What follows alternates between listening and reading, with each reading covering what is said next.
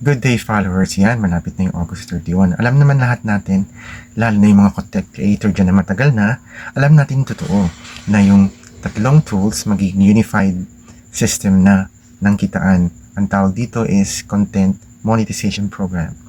Yung meron dyang mga ads on reel, performance bonus, at in-stream ads, hindi na yan nakikita, hindi na yan mag-earn for short after August 31.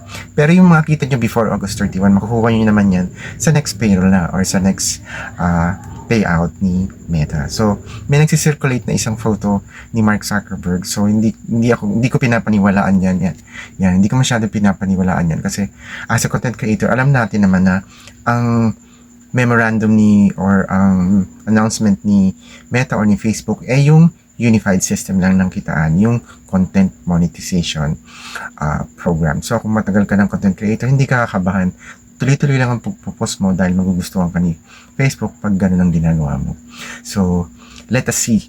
Tomorrow is August 31. Tingnan natin yung changes sa Facebook. Hindi naman apektado yung mga hindi content creator. Yung mga content creator lang talaga yung apektado dyan.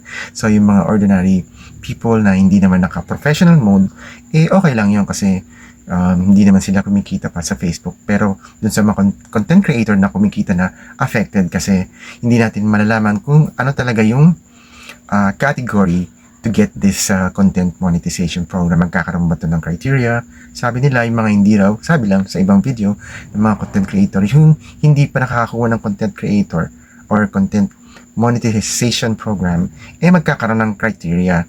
So, tingnan natin tomorrow kung yung sa akin, magkakaroon ng criteria. Kasi sa akin, set up na lang yung kulang. So, let's see tomorrow. Kasi tomorrow is August 31. So, malalaman natin kung ano talaga yung plano ni Facebook or ni Meta para sa lahat ng content creator na Pilipino.